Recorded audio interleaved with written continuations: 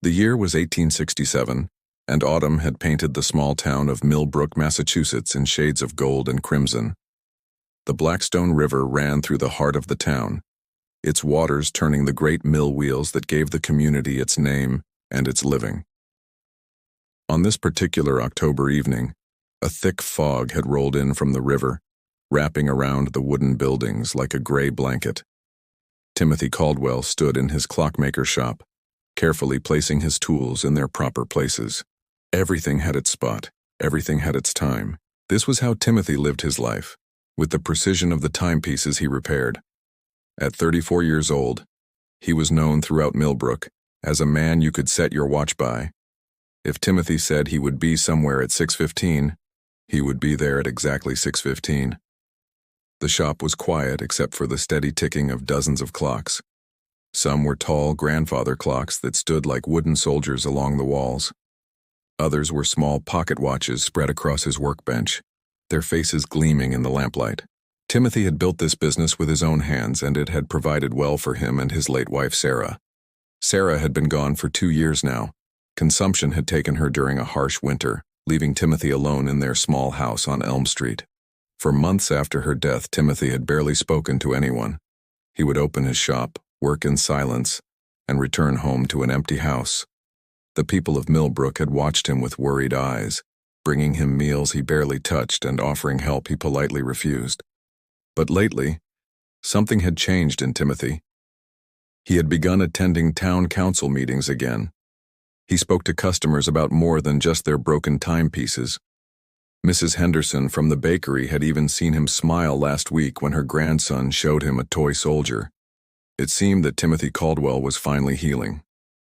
On this foggy October 13th, Timothy finished his work as he always did. He checked each clock in his shop, making sure they all showed the correct time. The large clock on the wall showed 6:10. Timothy nodded with satisfaction. He would close the shop at 6:15, just as he had every day for the past 8 years. Timothy pulled on his dark wool coat and picked up his brass lantern. The fog outside was thick enough that he would need the light to see his way home. He stepped outside and locked the shop door behind him. The brass key turned with a solid click, and Timothy tested the handle twice to make sure it was secure. Mill Street was unusually quiet for an October evening. Most folks had already hurried home for their suppers, driven indoors by the chill and the fog. Timothy's footsteps echoed off the wooden sidewalks as he began his walk home. The lantern cast a warm circle of light around him, but beyond that circle the world disappeared into gray mist. Mrs. Eleanor Hartwell was in her kitchen, preparing vegetables for her family's dinner, when she saw the familiar glow of Timothy's lantern through her window. She had come to expect this sight every evening at exactly 22 minutes past 6. Timothy always walked at the same steady pace, and he always carried that same brass lantern. Eleanor wiped her hands on her apron and moved closer to the window. Through the fog, she could see Timothy's tall figure moving down Mill Street. He looked neither left nor right, just walked with his usual purposeful stride. Eleanor raised her hand in a small wave, though she knew Timothy rarely looked up from the street when he walked. Still, it had become her little evening ritual, waving to the clockmaker as he passed her house. Timothy continued down Mill Street, his lantern swinging gently at his side. The fog seemed to grow thicker with each step, muffling the sounds of the town until even his own footsteps seemed distant. He passed the millinery shop, closed and dark for the evening. He passed the small church where Father O'Sullivan would be preparing for evening prayers. Everything was as it should be, as it always was. Young Jacob Morrison was hurrying home from his job at the lumber mill when he nearly walked straight into Timothy, near the old covered bridge. The boy had been running through the fog, eager to get home to his mother's cooking, when Timothy's lantern appeared suddenly in front of him. "Oh, excuse me, Mr. Caldwell," Jacob said, stopping so quickly he almost lost his balance. "Didn't see you there in all this fog." Timothy looked at the boy with kind eyes. "No harm done, Jacob. Best you get home quickly, this fog is getting worse by the minute." "Yes, sir," Jacob replied. "You be careful too, Mr. Caldwell. That bridge can be slippery when it's damp like this." Timothy nodded and continued toward the covered bridge that would take him across the river to Elm Street. Jacob watched the clockmaker's lantern disappear into the fog, then turned and ran toward his own home on the other side of town. The covered bridge was old, built when Millbrook was first settled 30 years before. Its wooden roof kept travelers dry during rain, but tonight it seemed to trap the fog like a tunnel. Timothy's footsteps echoed hollowly on the wooden planks as he entered the bridge. The sound of the river rushed beneath him, louder than usual because of recent rains. Timothy was halfway across the bridge when something made him stop. He could not say what it was. Perhaps a sound that was not quite right, or perhaps just a feeling. The fog seemed to swirl around him in patterns that made no sense. For a moment, Timothy thought he heard something that sounded almost like his name being called, but the voice was too faint to be sure. He stood there for several seconds, listening carefully. But there was nothing except the sound of the river and the distant bark of a dog somewhere in town. Timothy shook his head and smiled at himself. Perhaps all those months of grief had left him more sensitive to shadows and strange sounds than he used to be. But as Timothy took another step forward, something extraordinary happened. The world around him seemed to shimmer, like heat waves rising from summer pavement. The fog swirled faster, and for just an instant Timothy thought he saw a figure standing at the far end of the bridge. A figure that looked remarkably like his dear Sarah. "Sarah," Timothy whispered, his voice barely audible above the river. The figure seemed to beckon to him, and Timothy felt his heart begin to race. He took a step forward, then another. His lantern flickered strangely, casting dancing shadows on the bridge walls. Timothy's pocket watch, which had never failed to keep perfect time, began to tick irregularly. And then, between one heartbeat and the next, Timothy Caldwell simply vanished. The lantern fell to the wooden planks of the bridge with a metallic clang. The flame went out immediately, leaving only a thin trail of smoke that the fog quickly swallowed. Timothy's pocket watch lay beside the lantern. Its face cracked and its hands stopped at exactly 27 minutes past 6. But Timothy himself was gone, as completely as if he had never existed at all. When Timothy failed to arrive home that evening, his neighbor Mrs. Patterson became worried. Timothy was never late. By 8 o'clock she had gathered several men from the neighborhood to search for him. They found the bridge easily enough by following Timothy's usual route, and they found his lantern lying abandoned on the wooden planks. Sheriff Daniel McCreary arrived with more men and better lights. They searched every inch of the bridge and the riverbank below. There were no signs of a struggle. There were no footprints leading away from where the lantern lay. The river was searched for hours, but no body was found. By morning, word of Timothy's disappearance had spread throughout Millbrook. Search parties combed the woods and neighboring farms. Telegraph messages were sent to nearby towns, asking if anyone had seen the missing clockmaker. But it was as if Timothy Caldwell had simply stepped out of the world somewhere on that foggy bridge.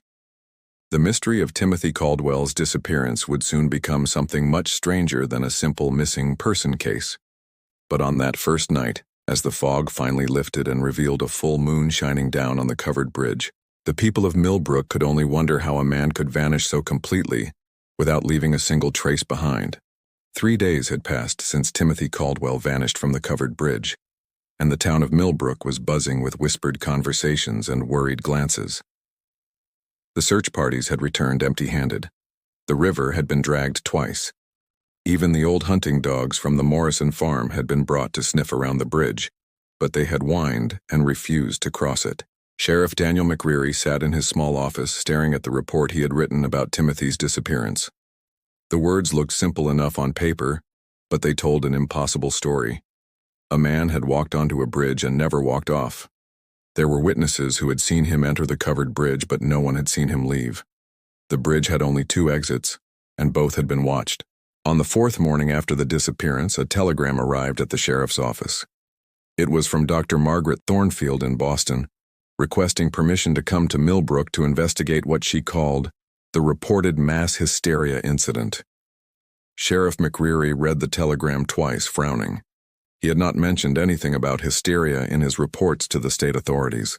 Dr. Margaret Thornfield arrived in Millbrook on the afternoon train, carrying 2 large leather bags and wearing a dark traveling dress that marked her as a city woman. She was younger than Sheriff McCreary had expected, perhaps 28 or 30, with sharp, intelligent eyes and a no-nonsense manner that reminded him of his schoolteacher wife. Dr. Thornfield had studied at Harvard Medical School, one of only a handful of women to do so. She had specialized in what she called disorders of the mind, and she had come to Millbrook because she believed the townspeople were suffering from what medical books called collective delusion. She had read about Timothy's disappearance in a Boston newspaper, and she was convinced that the whole town had somehow convinced itself that something supernatural had occurred. "Sheriff McCreary," Dr. Thornfield said as she sat down in his office, "I have read your report with great interest. However, I believe there must be a rational explanation for Mr. Caldwell's disappearance. People do not simply vanish into thin air. There are always logical reasons, even when they are not immediately apparent." The sheriff leaned back in his chair and studied this confident young woman. "Well, doctor, I surely hope you can find that logical reason because I have been looking for one for 4 days now." Dr. Thornfield opened one of her leather bags and pulled out a thick notebook bound in brown leather. "I would like to interview the witnesses myself, if I may. Sometimes people remember details differently when they speak to a medical professional rather than a law enforcement officer." Sheriff McCreary nodded and stood up. "I will take you to them. But doctor, I should warn you. Some strange things have been happening since Timothy disappeared. Things that might test even your scientific mind." Dr. Thornfield smiled in a way that suggested she had heard such warnings many times before. "Sheriff, I have investigated claims of ghostly visitations in Salem, reports of moving furniture in Concord, and alleged spirit voices in Worcester. I have yet to encounter anything that could not be explained by natural causes and human psychology." Their first stop was Mrs. Eleanor Hartwell's house on Mill Street. Mrs. Hartwell was a practical woman who had raised 6 children and buried 2 husbands. She was not given to flights of fancy or nervous conditions. But when she answered her door and saw Dr. Thornfield, her face went pale. "You are here about Timothy, are you not?" Mrs. Hartwell asked, inviting them into her neat parlor. "I have been hoping someone like you would come, someone who might understand what I have been seeing." Dr. Thornfield took out her notebook and a pencil. "Please tell me exactly what you saw on the night Mr. Caldwell disappeared." Mrs. Hartwell sat down heavily in her rocking chair. "I saw Timothy walk past my window at exactly 22 minutes past 6, just like he did every evening. He was carrying his brass lantern, and he looked just the same as always. I waved at him, though he did not see me." "And that was the last time you saw Mr. Caldwell?" Dr. Thornfield asked, making notes. Mrs. Hartwell's hands began to shake slightly. "No, doctor. That was not the last time." Sheriff McCreary leaned forward. "Eleanor, you did not mention this before." "I have seen him every night since," Mrs. Hartwell whispered. "Every night at exactly 27 minutes past 6, Timothy walks across that bridge. I can see him clearly from my kitchen window. He carries no lantern now, but I can see him as plain as I see you sitting there." Dr. Thornfield looked up from her notebook. "Mrs. Hartwell, grief can sometimes cause people to see things that are not really there. Perhaps you are seeing shadows or fog that remind you of Mr. Caldwell." "Doctor," Mrs. Hartwell said firmly, "I may be 63 years old, but my eyes are still sharp. I know the difference between a shadow and a man. Timothy Caldwell crosses that bridge every night. But he casts no shadow in the moonlight, and he makes no sound on the wooden planks." Dr. Thornfield wrote this down, but she clearly did not believe it. "Have you told anyone else about these sightings?" "I told my neighbor, Mrs. Patterson. She thinks I am losing my mind. I told Father O'Sullivan at the church. He gave me some holy water and told me to pray. But doctor, I am not losing my mind, and prayer has not made Timothy stop walking across that bridge." Their next visit was to Thomas McKenna, the town blacksmith. Thomas was a large man with hands like hammers and a reputation for plain speaking. He had worked late in his shop the night Timothy disappeared, and he had heard something that troubled him. "I was finishing a set of horseshoes for the Miller farm," Thomas told them, wiping his hands on his leather apron. "It was past 7 o'clock and I was about to close up when I heard it." "What did you hear?" Dr. Thornfield asked. Thomas looked uncomfortable. "It sounded like tapping, rhythmic tapping like someone working metal. but not quite right. The rhythm was too perfect, too steady, like a clock ticking but louder. Where did the sound come from? From the direction of the covered bridge. I thought maybe someone was doing repairs, but who would work on a bridge in the dark and the fog? The sound went on for exactly 2 minutes, then stopped suddenly. I went outside to look, but I could not see anything through the fog. Dr. Thornfield made more notes. Mr. McKenna, have you heard this sound again? Thomas nodded reluctantly. Every night since. Always at the same time, always for exactly 2 minutes. My wife thinks I am imagining things, but I know the sound of metalwork. This is something I have never heard before. What makes you think this sound is connected to Mr. Caldwell's disappearance? Because, Thomas said quietly, the sound started at exactly 27 minutes past 6 on the night Timothy vanished, the same time his pocket watch stopped. Dr. Thornfield spent the rest of the day interviewing other townspeople. She heard similar stories from a dozen different sources. People reported seeing a figure crossing the bridge at the same time every night. Others heard the strange tapping sound. A few claimed the temperature around the bridge dropped suddenly every evening at 27 minutes past 6.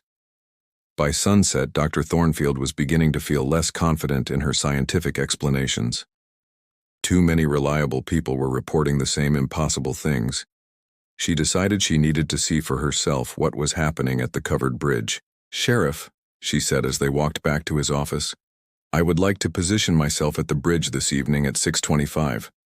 I want to observe whatever phenomenon is occurring there. Sheriff McCreary stopped walking. Doctor, I am not sure that is a wise idea. Several people have tried to cross that bridge after dark since Timothy disappeared.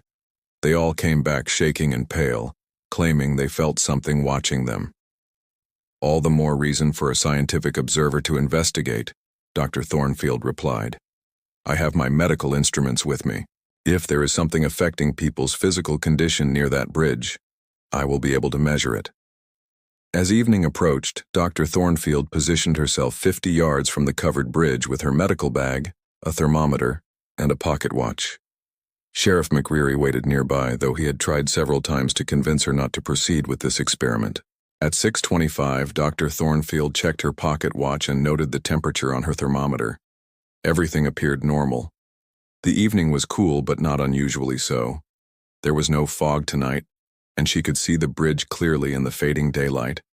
At 6:26, the temperature began to drop. Dr. Thornfield watched in fascination as her thermometer showed a decrease of 10 degrees in 30 seconds. The hair on her arms stood up, though there was no wind. She began to feel as if someone was standing directly behind her, but when she turned around, no one was there. At 6:27, Dr. Thornfield heard footsteps on the wooden planks of the bridge. Clear, steady footsteps, like someone walking at a measured pace. But the bridge was empty. She could see every inch of it, and there was no one there. Her pocket watch stopped. The sensation of being watched became so strong that Dr. Thornfield found it difficult to breathe. Her hands shook as she tried to write notes, and she felt a metallic taste in her mouth that she recognized as a symptom of extreme fear. For exactly 2 minutes, the footsteps continued. Then they stopped, and everything returned to normal. The temperature rose, her pocket watch began ticking again, and the feeling of being watched disappeared. Dr. Thornfield stood there in the growing darkness, staring at her notes and her instruments. For the first time in her medical career, she had encountered something that her scientific training could not explain, something that challenged everything she believed about the natural world. As she walked back to town with Sheriff McCreary, Dr. Thornfield realized that her investigation of Timothy Caldwell's disappearance had only begun, and she was no longer certain that science alone would be enough to solve this mystery. Dr. Margaret Thornfield sat in her room at the Millbrook Inn, staring at the notes she had written about her experience at the covered bridge. Her hands still trembled slightly when she remembered the sound of those invisible footsteps and the overwhelming feeling that something had been watching her.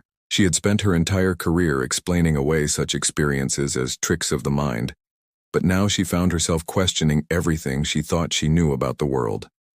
A soft knock at her door interrupted her thoughts. She opened it to find Father Michael O'Sullivan standing in the hallway, his weathered face creased with worry. The Irish priest was in his mid-40s with silver threading through his dark hair and kind eyes that had seen both joy and sorrow in his years serving the small parish. "Dr. Thornfield," Father O'Sullivan said quietly, "might I have a word with you? I believe there are things about Timothy Caldwell that you need to know, things that might help explain what is happening at that bridge." Dr. Thornfield invited the priest into her room and offered him a chair by the small window that looked out over Mill Street. Father O'Sullivan sat down heavily, as if carrying a great burden. "I have been Timothy's confessor for the past 3 years," Father O'Sullivan began. "Since his wife Sarah died, he has come to me regularly, seeking comfort and guidance.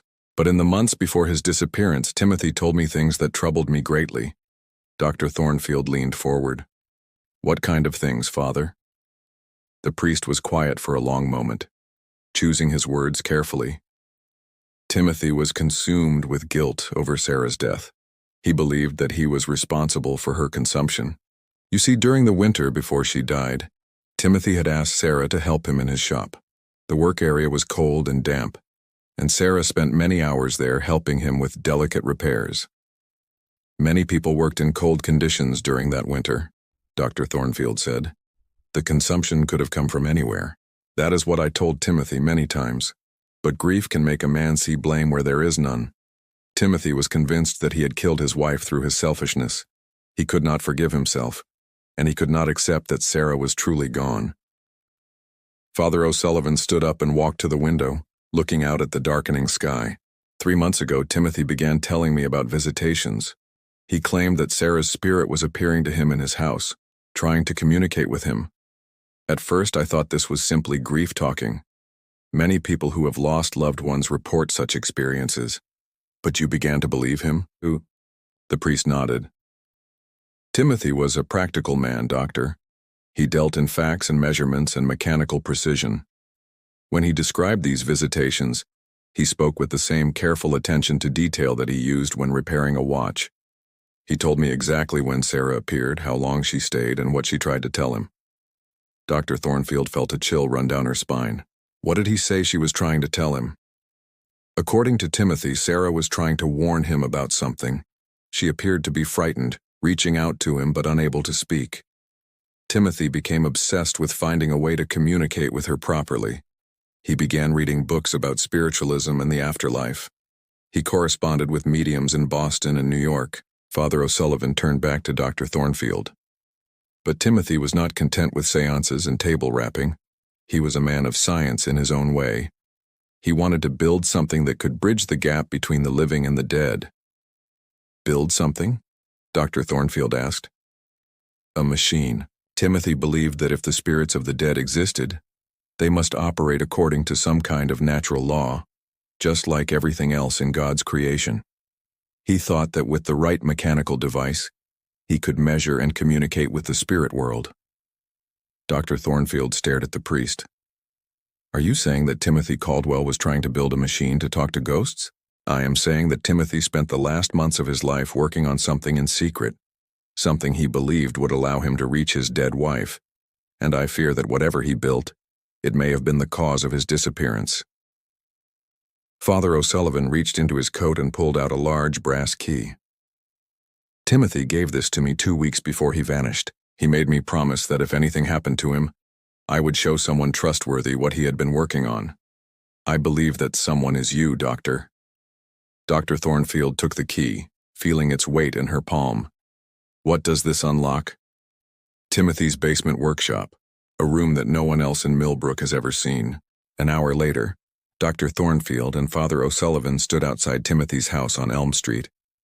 The building had been locked and empty since his disappearance, and it had an abandoned feeling that made Dr. Thornfield uneasy. Father O'Sullivan led her around to the back of the house where a set of wooden steps led down to a cellar door. The brass key turned smoothly in the lock and the cellar door swung open with a creak. Father O'Sullivan lit a lantern and led the way down into Timothy's secret workshop. Dr. Thornfield gasped when the lantern light revealed what Timothy had been building. The basement had been converted into an elaborate laboratory filled with gears, springs, and clockwork mechanisms unlike anything she had ever seen. Work tables lined the walls, covered with brass instruments and strange devices that seemed to combine the precision of clockmaking with purposes she could not fathom. In the center of the room stood Timothy's masterpiece. It was a clockwork device about the size of a large music box, but infinitely more complex. Hundreds of tiny gears moved in intricate patterns, and the entire mechanism was covered with symbols that were not quite mathematical and not quite alphabetical. "Dear God," Dr. Thornfield whispered. "What is this thing?" Father O'Sullivan held the lantern closer to the device. Timothy called it his temporal communication engine.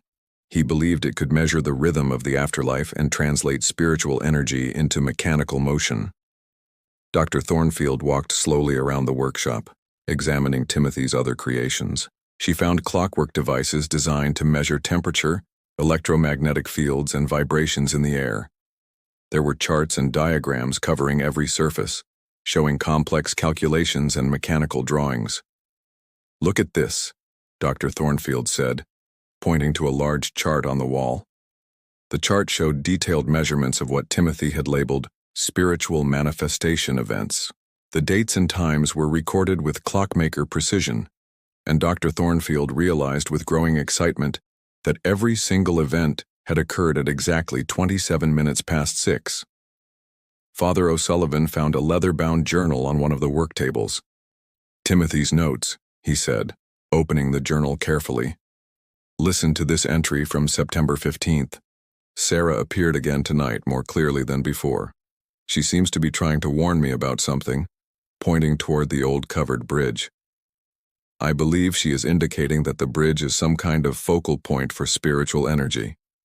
Tomorrow I will begin modifications to the engine to account for this location factor."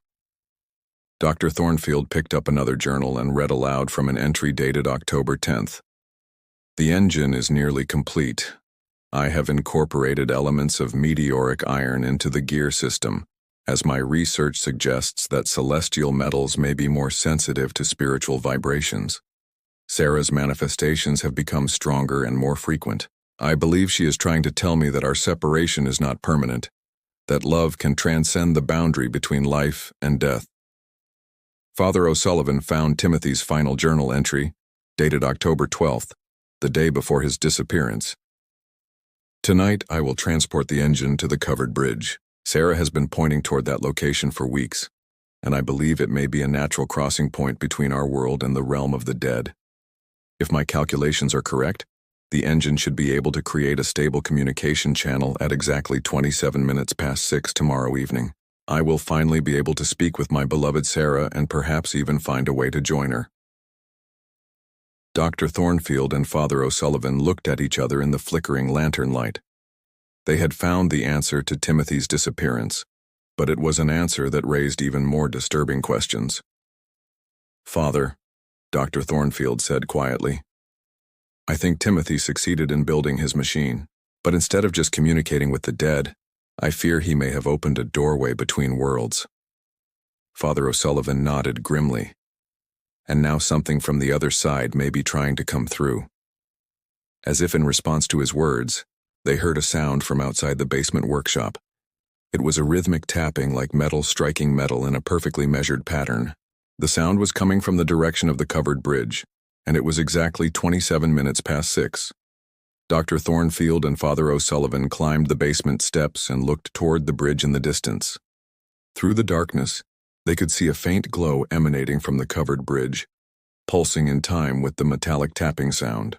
Timothy Caldwell's temporal communication engine was still working, and whatever it had awakened on the night of his disappearance was growing stronger with each passing day.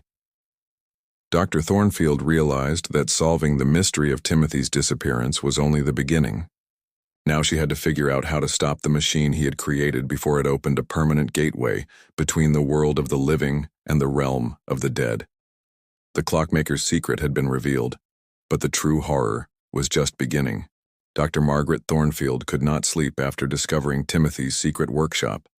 She spent the night pacing her room at the inn, thinking about the impossible machine in the basement and the growing supernatural activity around the covered bridge. By morning, she had made a decision that would have seemed unthinkable to her just a week earlier.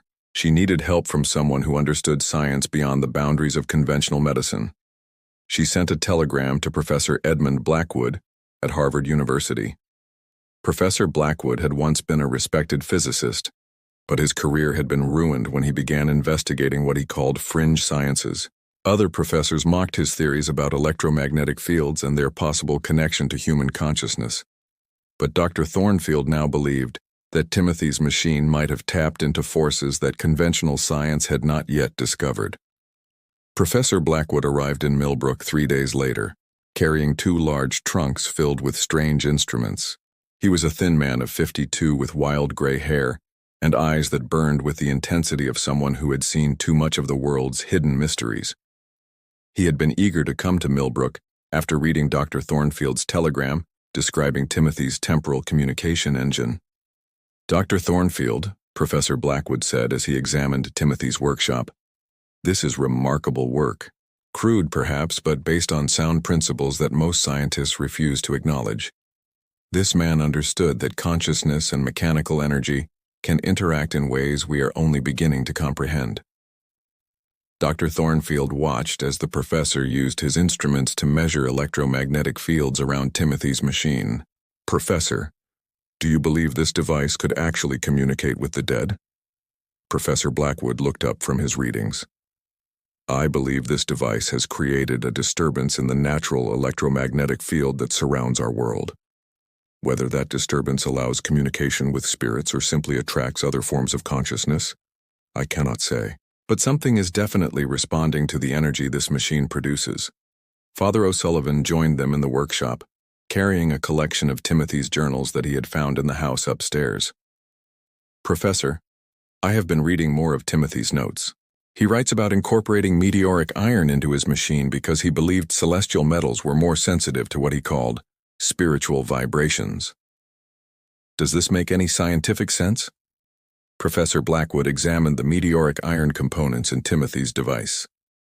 Meteoric iron often contains unusual mineral compositions and electromagnetic properties that earth-based metals lack.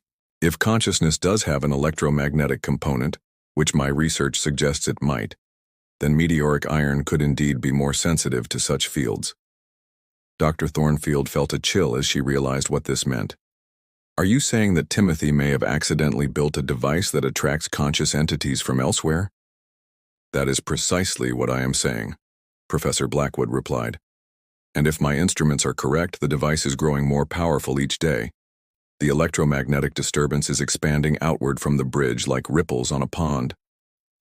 Sheriff McReary arrived at Timothy's house just as the 3 investigators were preparing to leave the workshop. He looked tired and worried, and Dr. Thornfield could see new lines of stress on his weathered face. "Doctor," the sheriff said, "I need to show you something. More people are experiencing strange things around that bridge. Mrs. Patterson claims she saw 2 figures on the bridge last night instead of just 1. The Miller family heard voices calling to them from the water. And young Jacob Morrison says he had a conversation with Timothy Caldwell himself yesterday evening." Dr. Thornfield exchanged glances with Professor Blackwood. "Sheriff, we believe Timothy's machine is still operating and its effects are getting stronger. We need to conduct a scientific investigation of what is happening at that bridge." "What kind of investigation?" Sheriff McReary asked. Professor Blackwood began unpacking his instruments from the trunks. "We will position ourselves at the bridge with equipment designed to measure electromagnetic fields, temperature variations, and other physical phenomena. If something supernatural is occurring there, it must be having some kind of measurable effect on the physical world." Father O'Sullivan looked uncomfortable. "Is it wise to interfere with forces we do not understand? Timothy was trying to reach his dead wife, but what if his machine has attracted something else instead? Something that should not be disturbed?" "Father," Dr. Thornfield said, "whatever is happening at that bridge is affecting the entire town. We have a responsibility to understand it and find a way to help these people." That evening, as the sun set over Millbrook, the 4 investigators positioned themselves around the covered bridge with Professor Blackwood's equipment. They had electromagnetic field detectors, multiple thermometers, cameras with specially prepared photographic plates, and several pocket watches synchronized to the exact same time. At 6:15, Professor Blackwood began taking baseline measurements. All instruments are reading normal levels, he announced. Temperature is 52 degrees. Electromagnetic field is steady. No unusual vibrations detected. At 6:20, Dr. Thornfield noticed that all the pocket watches were beginning to show different times, even though they had been synchronized just minutes before. Professor, the timepieces are becoming desynchronized. Professor Blackwood looked at his electromagnetic detector and frowned. The field is fluctuating. Something is beginning to interfere with the normal electromagnetic patterns in this area. At 6:25, the temperature began to drop rapidly. Sheriff McCreary watched his thermometer fall from 52 degrees to 40 degrees in less than 30 seconds. "This is not natural weather," he said quietly.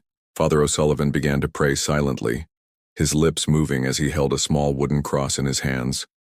Dr. Thornfield felt the familiar sensation of being watched, but this time it was much stronger than before. The feeling was so intense that she found it difficult to concentrate on her scientific observations. At 6:26, Professor Blackwood's electromagnetic detector began registering readings far beyond anything he had ever measured. "The field is spiking beyond the capacity of my instruments," he reported. "Whatever is happening here involves energies that should not exist in nature." At exactly 6:27, Timothy Caldwell appeared on the bridge. He was not translucent or ghostly as Dr. Thornfield had expected. Timothy looked completely solid and real, wearing the same dark wool coat he had worn on the night of his disappearance. But there was something wrong with his eyes. They held a desperate, haunted expression that made Dr. Thornfield's heart race with fear. "Help me," Timothy said, his voice carrying clearly across the distance to where the investigators waited. "I am trapped between worlds. Each night I die again, and each night I am reborn in this place of in-between." Professor Blackwood stepped forward, his scientific curiosity overcoming his fear. "Timothy, can you tell us what happened to you? What did your machine do?" Timothy looked directly at Professor Blackwood with those haunted eyes. "I sought to reach my beloved Sarah, but I opened a doorway I cannot close.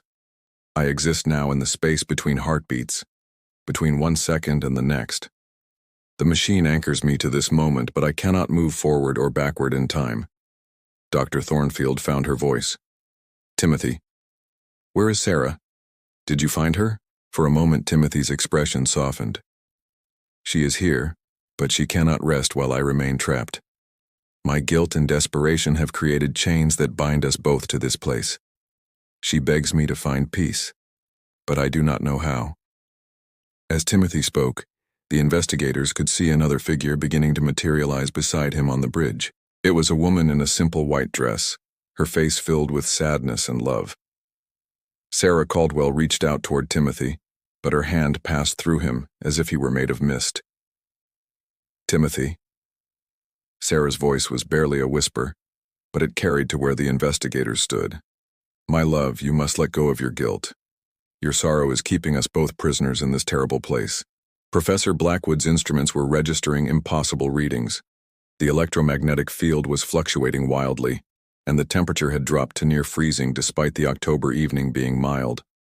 All 4 investigators could see their breath in the suddenly frigid air. Timothy turned toward his wife with desperate longing. "Sarah, I cannot leave you alone again. I failed you in life and I cannot fail you in death."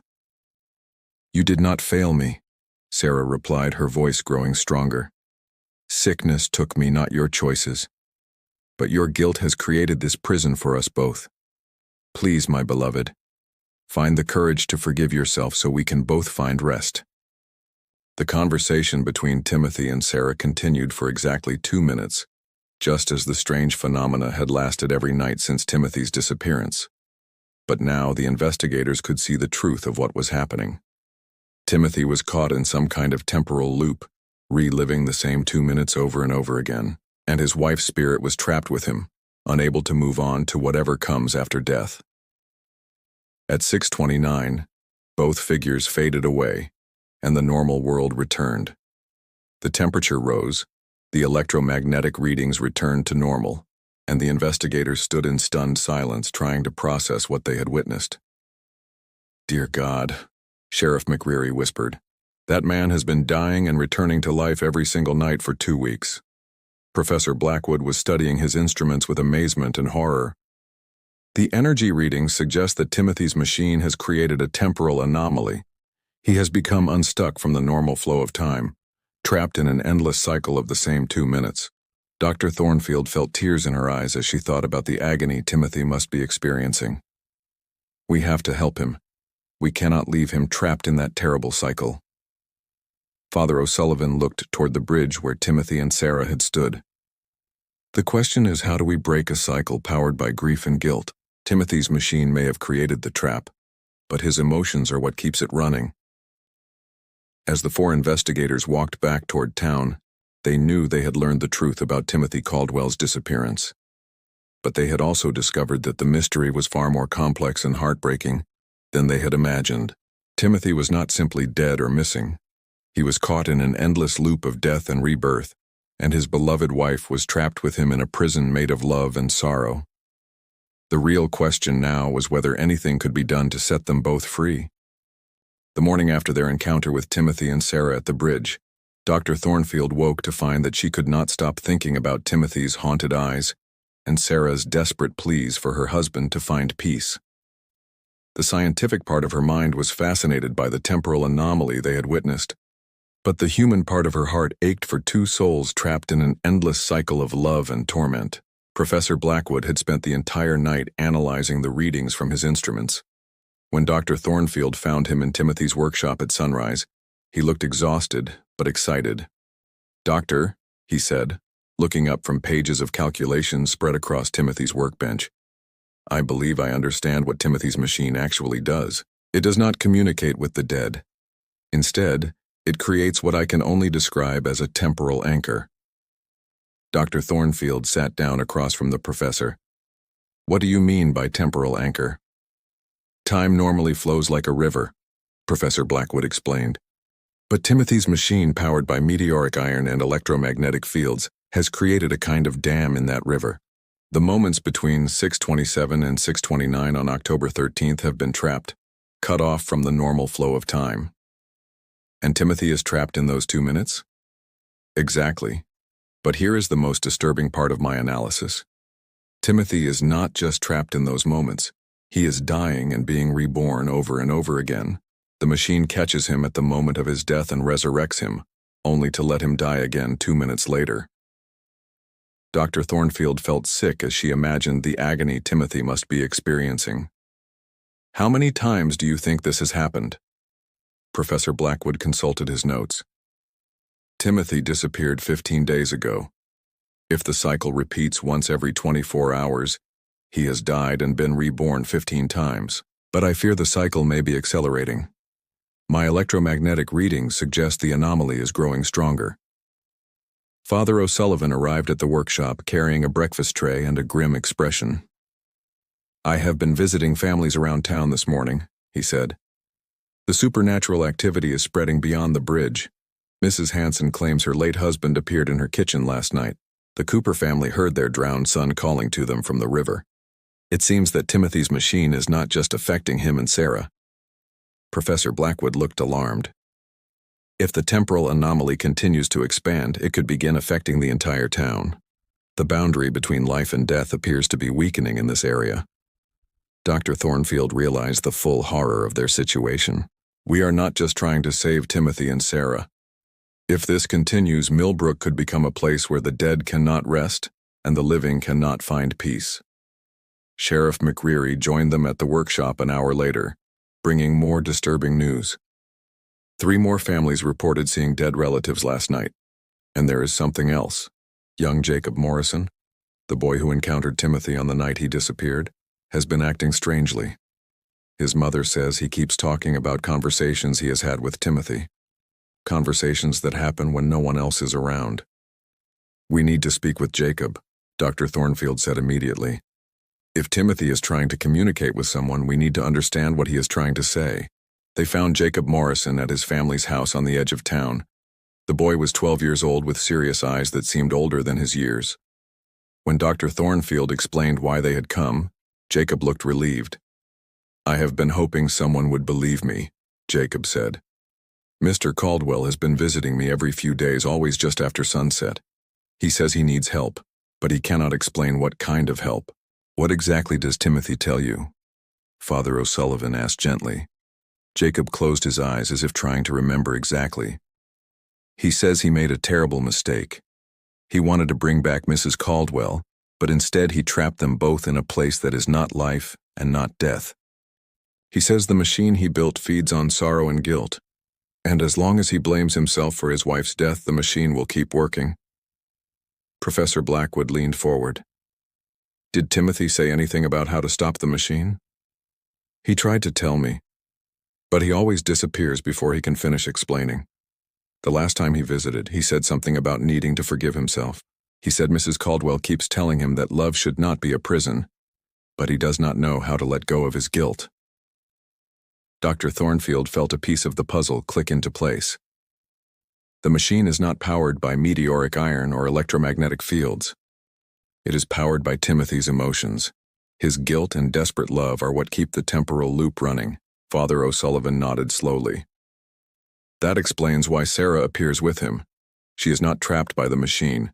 She is trapped by her love for Timothy and her desire to help him find peace. As they discussed what they had learned, the four investigators began to realize that stopping Timothy's machine would require more than scientific instruments or mechanical intervention. They would need to find a way to help Timothy forgive himself and release the guilt that had driven him to create the temporal anomaly in the first place. That evening, they returned to the bridge with a new plan. Instead of just observing the phenomena, they would try to communicate with Timothy and help him understand what he needed to do to break the cycle. At 6:25, they positioned themselves closer to the bridge than they had ever dared before.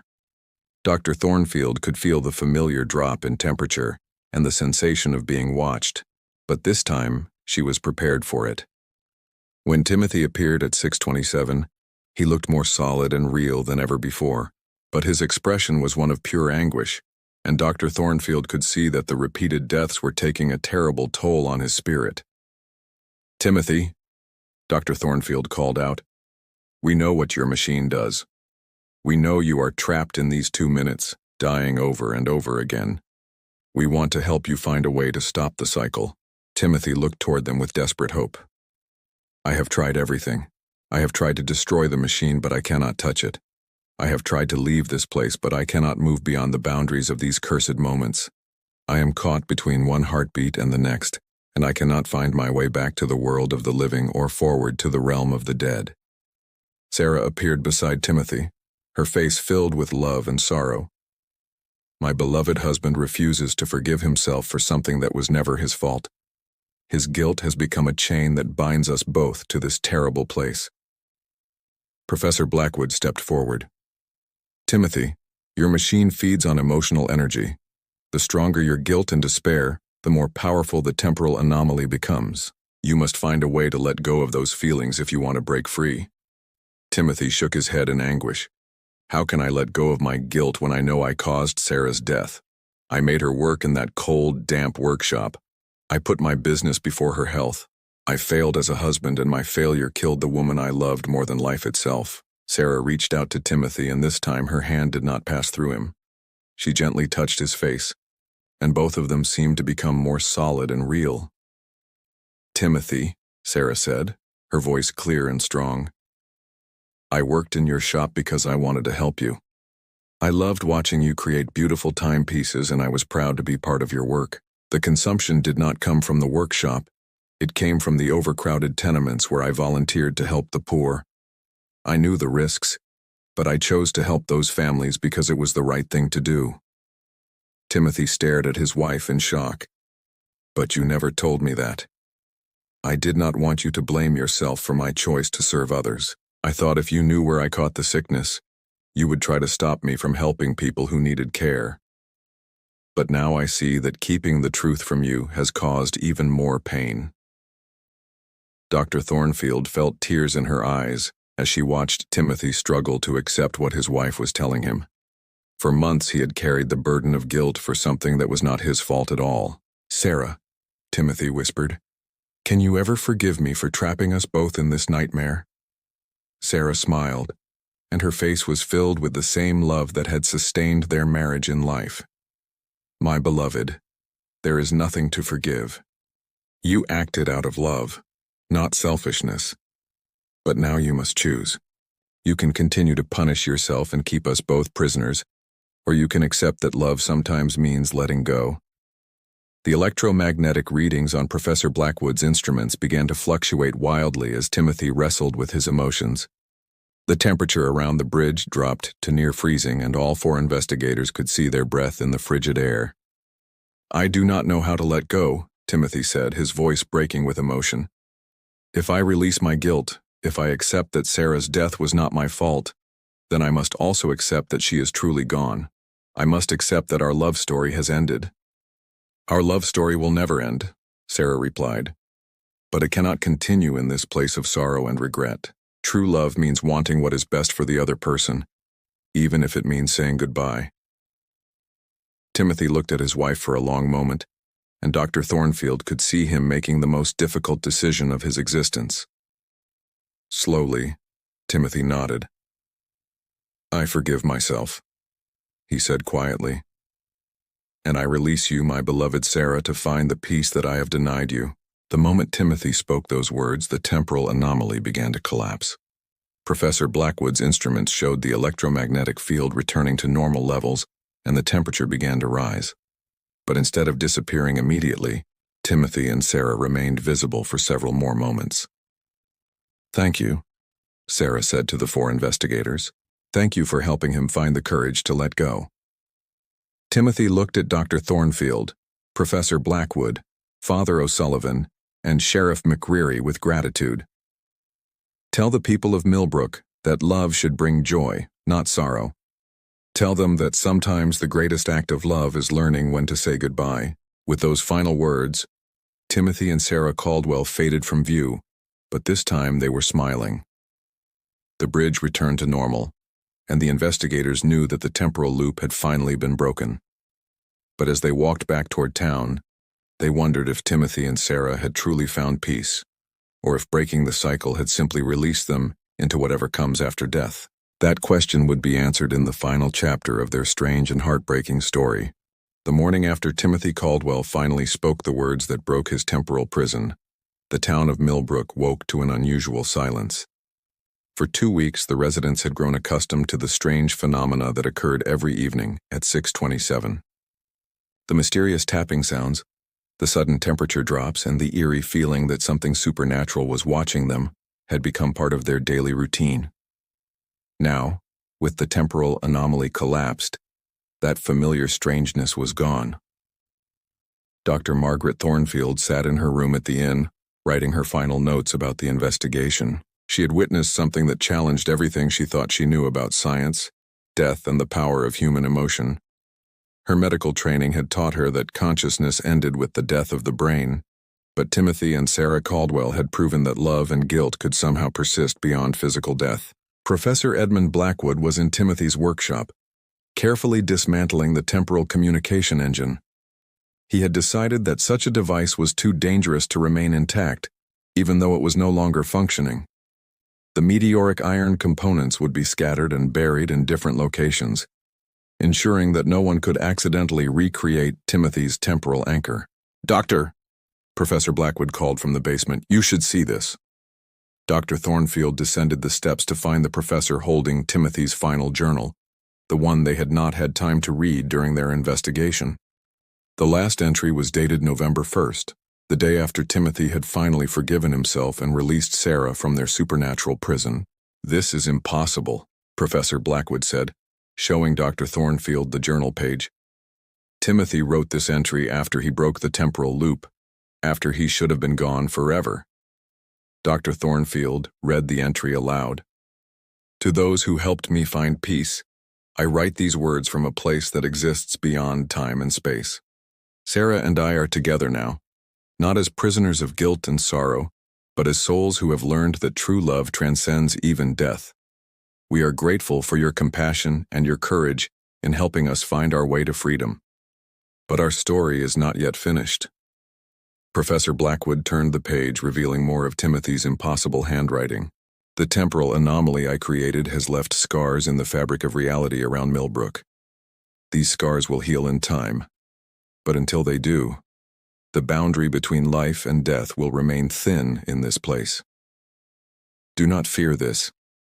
Instead, understand that love is the most powerful force in any realm, and that sometimes the dead return not to frighten the living, but to offer comfort and guidance.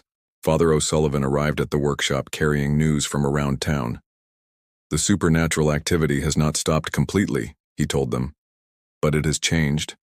Instead of frightening encounters, people are reporting visits from deceased loved ones who bring messages of comfort and peace. Mrs. Patterson says her late husband appeared to tell her he was proud of how she had raised their children alone. The Miller family received a visit from their drowned son, who assured them that his death was not their fault. Dr. Thornfield realized that Timothy's machine had not just trapped him and Sarah. It had created a temporary bridge between the world of the living and the realm of the dead, allowing other spirits to cross over and communicate with their loved ones. Now that Timothy had found peace, that bridge was being used for healing instead of torment. Sheriff McReary joined them with his own report. Jacob Morrison has had one final visit from Timothy. The boy says Timothy came to thank him for his help and to give him a message for the rest of us. What was the message? Father O'Sullivan asked. Timothy said that death is not the end of love, only the beginning of a different kind of connection. He said that those who mourn should remember that grief is love with nowhere to go, and that sometimes the dead find ways to show us that love never truly dies. Dr. Thornfield felt a profound sense of closure as she listened to these reports. Timothy Caldwell's desperate attempt to communicate with his dead wife had accidentally created something beautiful and healing for the entire community of Millbrook. Over the next few days, the 4 investigators prepared to leave Millbrook and return to their normal lives. But each of them had been forever changed by their encounter with Timothy and Sarah Caldwell. Dr. Thornfield decided to abandon her original research into what she had called mass hysteria. Instead, she began developing a new branch of medicine that she called grief therapy. She would spend the rest of her career helping people process supernatural experiences and find healing from the loss of loved ones. Her work would eventually lead to the establishment of the first hospital program, designed specifically to help people cope with encounters with the deceased. Professor Blackwood returned to Harvard University, but he never again dismissed reports of supernatural phenomena as mere superstition. He quietly began funding research into consciousness and electromagnetic fields, hoping to better understand the scientific principles behind what they had witnessed in Millbrook. He would never again attempt to build devices that could manipulate time or communicate with the dead, having seen firsthand the dangers of such experiments. Father O'Sullivan remained in Millbrook, but his understanding of life and death had been profoundly deepened. He began counseling people who reported visits from deceased loved ones, helping them understand that such encounters were not to be feared, but embraced as gifts of comfort from beyond the grave. His small church became a place where people from surrounding towns came to seek guidance about supernatural experiences. Sheriff McReary continued his duties in Millbrook, but he also became the unofficial guardian of Timothy's story. He kept detailed records of everything that had happened, sealing them away to be opened 50 years in the future. He wanted future generations to understand that the boundary between life and death was not as absolute as most people believed. The covered bridge where Timothy had first disappeared became known as Caldwell's Crossing. Instead of being a place of fear, it became a site of pilgrimage for people who had lost loved ones. Visitors often reported feeling a sense of peace and comfort when they stood on the bridge, as if Timothy and Sarah's love had somehow sanctified the place where they had finally found freedom. Young Jacob Morrison grew up to become a clockmaker like Timothy, but he never forgot the lessons he had learned about love, guilt, and forgiveness. He would often tell customers that time was precious not because it was limited, but because it gave people opportunities to show love and kindness to one another. 1 year after Timothy's disappearance on October 13, 1868, something remarkable happened in Millbrook. At exactly 6:27 in the evening, every clock in town stopped for exactly 1 second. When the clocks resumed ticking, they were all perfectly synchronized, showing the exact same time down to the second. Dr. Thornfield happened to be visiting Millbrook that day, conducting follow-up research on the community's recovery from the supernatural events. She witnessed the phenomenon and realized that it was Timothy's way of letting the town know that he and Sarah were still watching over the place where they had learned that love could transcend even death. The clock synchronization became an annual event in Millbrook. Every year on October 13th at 6:27, all the timepieces in town would stop for 1 second and then resume in perfect unison. The townspeople came to see this as Timothy's anniversary gift to his beloved Sarah, a reminder that their love story had not ended with death, but had simply moved to a different realm. Visitors to Millbrook often asked about the significance of this yearly miracle. The older residents would tell them the story of Timothy Caldwell, the clockmaker whose love for his wife was so strong that it created a bridge between worlds. They would explain that Timothy had learned the most important lesson of all, that true love means knowing when to hold on and when to let go. Dr. Thornfield would return to Millbrook many times over the years, always arriving in time to witness the annual clock synchronization. She would stand on Caldwell's crossing and remember the night she had watched two souls choose eternal love over eternal torment. Each time she visited, she felt a profound sense of gratitude for having witnessed proof that love could indeed transcend the boundaries of life and death. The mystery of Timothy Caldwell's disappearance had been solved, but the story of his love for Sarah would continue to inspire people for generations. In a world where death seemed to be the end of all human connections, Timothy and Sarah had proven that love was stronger than the grave, and that sometimes the greatest act of love was learning to let go. As the years passed, the supernatural activity in Millbrook gradually diminished, but it never disappeared completely.